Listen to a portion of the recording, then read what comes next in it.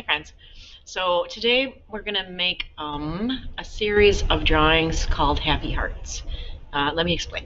So we're working virtually for the next 2 weeks, and there's something that started throughout the country where people have been putting these hearts in their windows, a show of appreciation for everybody, right? So for everything that's going on in the world right now, the pandemic, the essential workers, people have been showing like a solidarity of, faith and love through putting a heart in their window.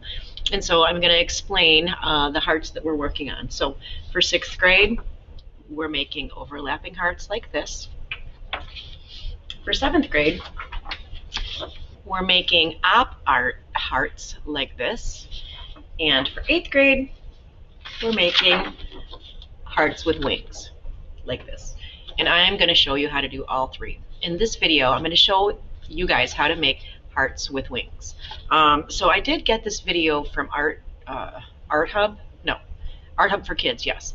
So if you want to go on that website and look at it, check it out. It's a pretty good video, and I totally just borrowed his idea, but I wanted to give him credit, right? Because that's what you got to do. Okay. So we are looking at the artist named Jim Dine, and he is a pop artist who made hearts. I will be attaching a video about Jim Dine, the pop artist, to the next lesson that we do. Okay, so what I'm going to do is point the camera down, and I'm going to draw this little winged heart drawing with you guys, so you have like a step-by-step walkthrough with how to make it. Okay, so what you're going to need is a Sharpie, colored pencils, or crayons work as well. Okay, and if you don't have a Sharpie, just use any kind of pen. A black pen would probably be best. All right. Okay. So let me get my camera kind of situated here so that I'm comfortable when I'm working. Here's my paper. And please format your paper kind of like this, like a pillow. You know what I'm saying? Okay, like that. Let's see. I think that's pretty good.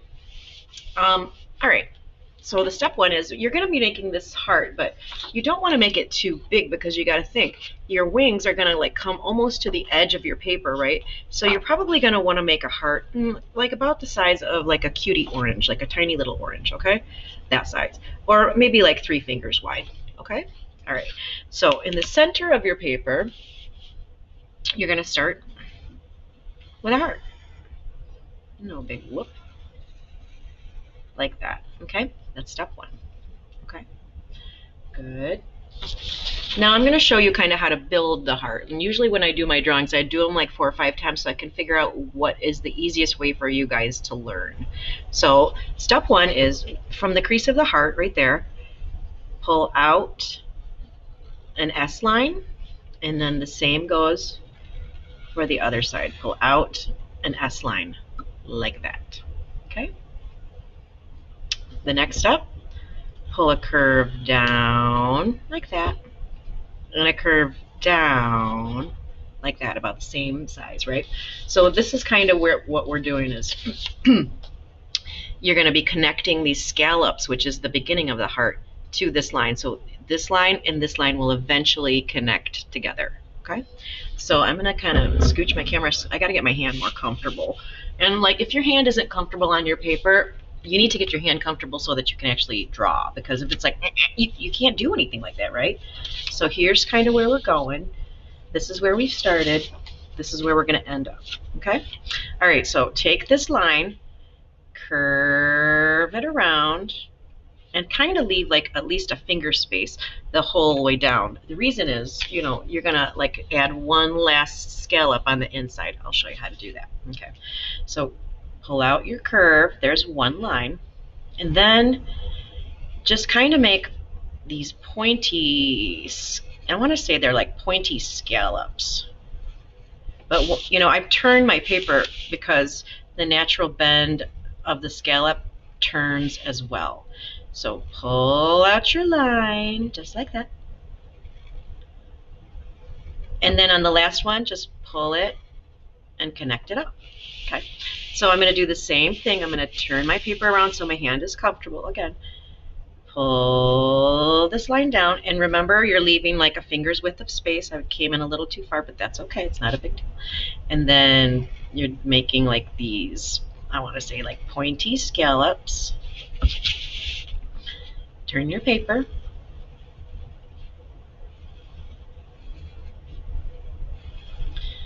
And you know, mine's not perfect. Yours doesn't have to be perfect. It just has to be kind of fun. So if you're not having fun, you know, like what's the point? Right? And then finally connect like this. And then you have kind of what looks like a butterfly. I guess I would say it looks like a butterfly. Okay. So on the inside, I'm going to add one more layer. It kind of looks like a Valentine heart, right? So what I do is I pull a line out like that. And then I make another series of scallops, but I don't take it all the way quite to the heart. And see how I'm turning my paper? It's pretty important that you turn your paper when you're working. The reason that I'm not pulling it directly to the heart is when we go to shade these, I'll show you. When we go to shade these, I need this little space right here so that I can actually bend it with value instead. It's called an implied line. This will be an implied line at the end. Like that. And then I'm just going to pin it to the end of that. Okay. So I'm going to turn my paper and do the same thing. Which way is comfortable? I don't know. Maybe like this. So pull the line out and make these little scallops. And do your best to fit them in. Just like that. Okay, and if you feel, you know, like I'm working too fast, just pause the video. Okay? And you'll be all set. Okay. So the next step is we're going to start pulling like the wings out, because remember we have this huge piece of paper and we made a smaller heart because we needed the edge of the tip of the wings to almost touch the edge of the paper. So how you're going to do that is you're going to pull like an S line out from this top wing. So what I'm going to do is I'm going to pull an S line out like that. Okay, and then you know what you do to one side, you got to do the other. So I might as well just do the other side. So I'm going to pull. Let me see how I did this. I pull it that way, and I'm going to pull an S line out like that, so that there's about a finger width of space to the edge of your paper. Okay, all right. So what you're going to do next is you're going to pull these longer pieces down, kind of like this. And so I just put like a little curve on it, and I pull it back till I reach here. Okay, and then I just do the same thing. I kind of start like like as this is my line, and I pull it back, right? So you want there to be a space here, but not right here. Okay. So then I pull out an S line and I pull it down till it touches right there. And you're going to want this to kind of, because you know you're going to end up, you're going to end up down here at the edge of your paper, right? So it kind of has like a natural curve to it, like a set of wings would have, okay? So then I'm going to pull this up and then pull it back, pull this up, pull it back. And I think for this video, I'm going to have two videos, one on the drawing piece and then one on the color piece. I think it's just easier that way, okay? And so you pull your line down until you have your last one, like right about there, right? Okay, so now I'm going to do the same thing over to this side. Curve it around and pull it back to meet this first row of scallops, right? And then I'm going to do the same thing.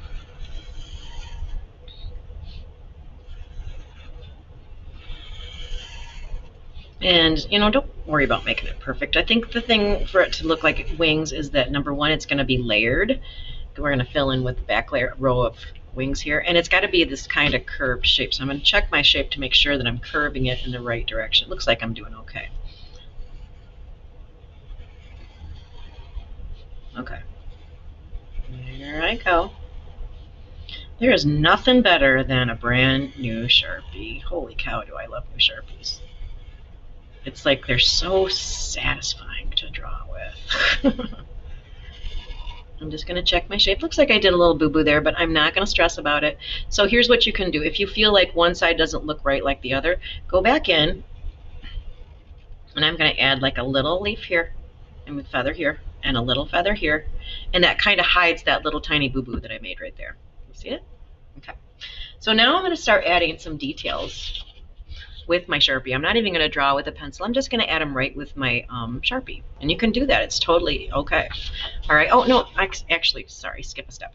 Now we're going to do a back row of wing feathers like this.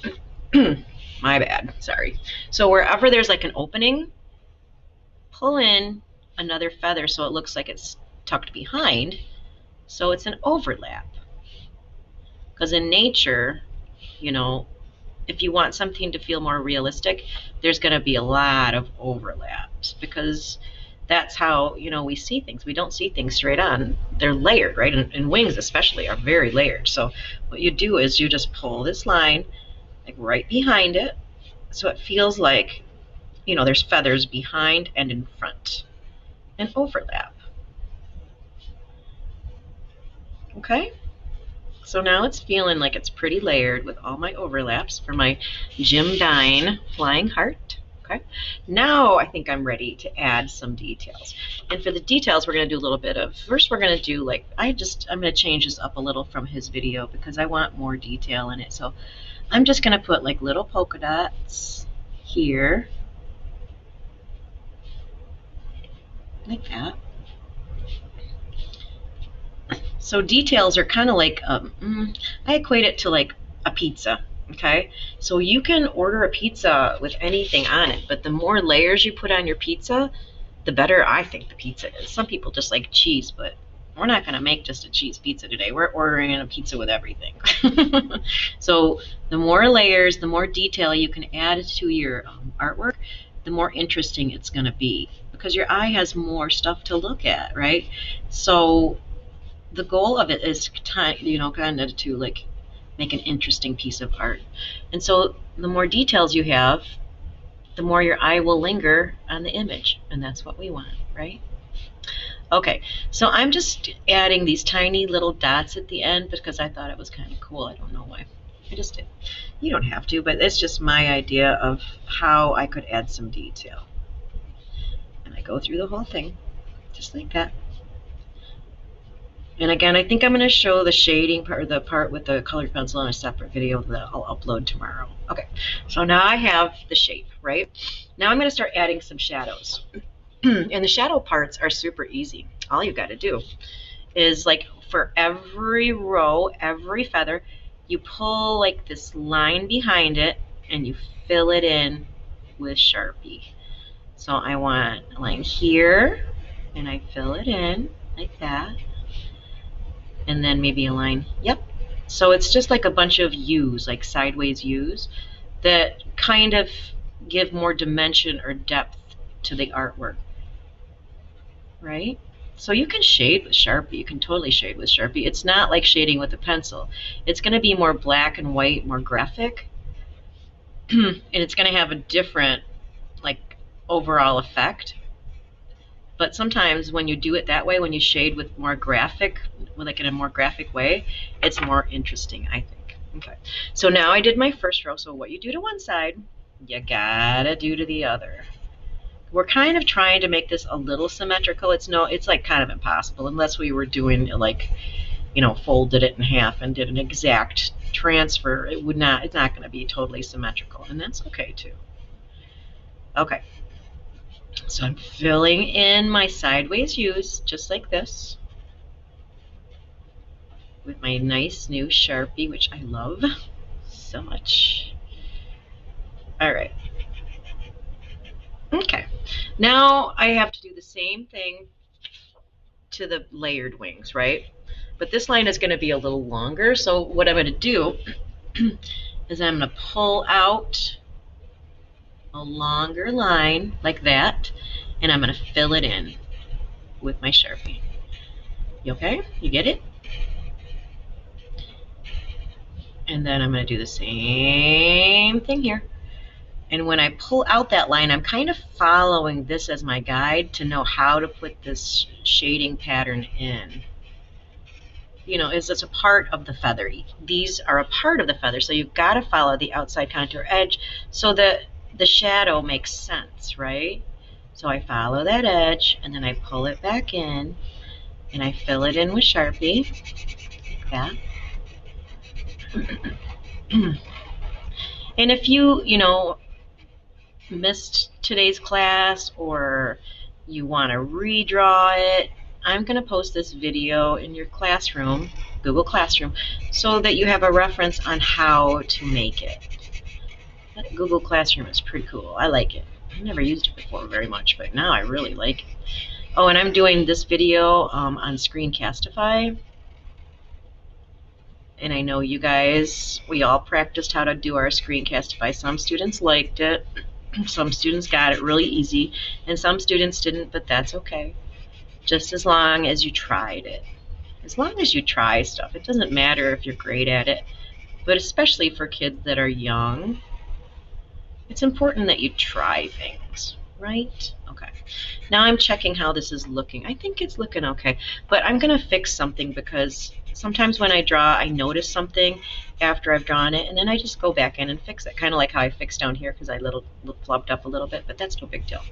I'm kind of noticing that the pattern of this is kind of like, okay, and I want it to be more fluid, like this curve, but it's not, okay? So what I need to do is pull this line out more, like that, and then this one too, so that it feels more fluid. There. So now it has more of that angled effect that I was looking for. Okay. So now I'm going to do the same thing down here, and I know I need to, go a little shorter because I want it to follow this angle, and I fill it in just like this, and then I do the last one. Okay.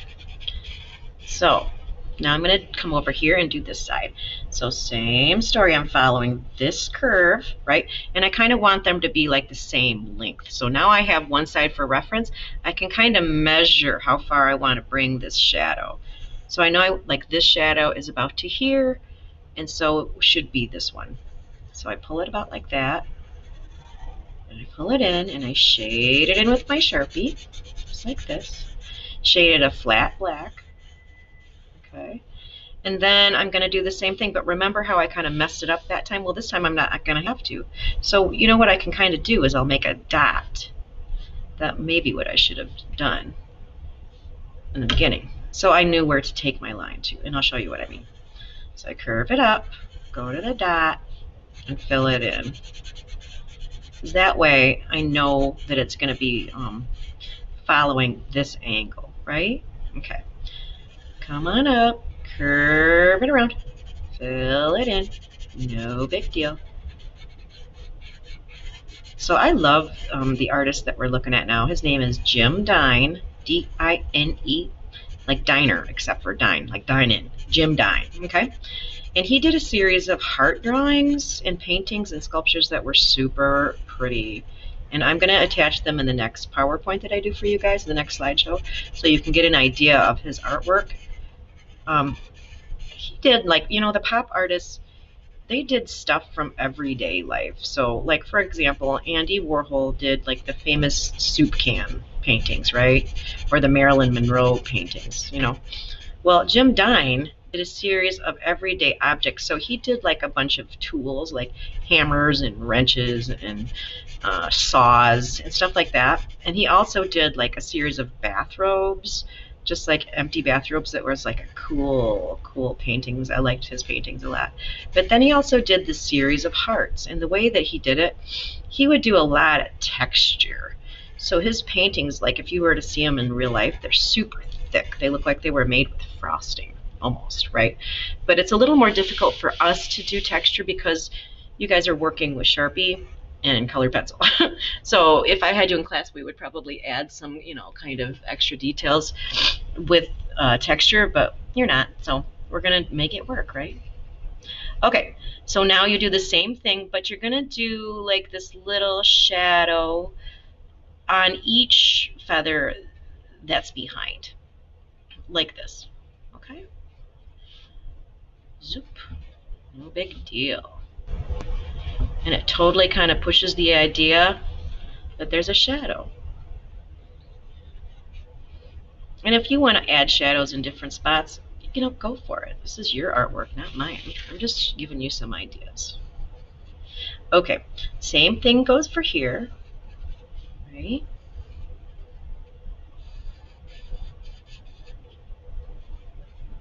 And I'm going to see you guys real soon, so I'm not even going to worry about you handing these in yet, because we'll be back soon enough, and then we don't have to hand them in on Screencastify, okay?